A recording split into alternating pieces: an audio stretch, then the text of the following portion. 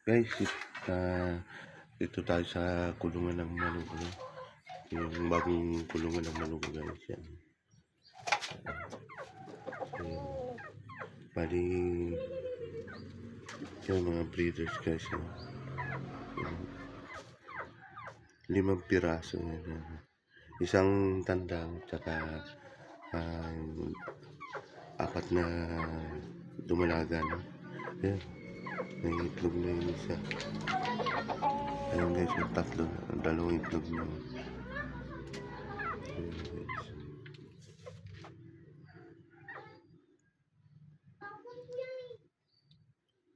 Ayan.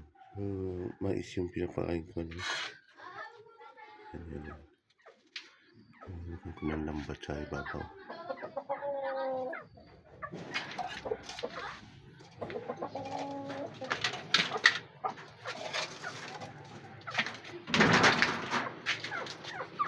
Ayan sila guys. Oh.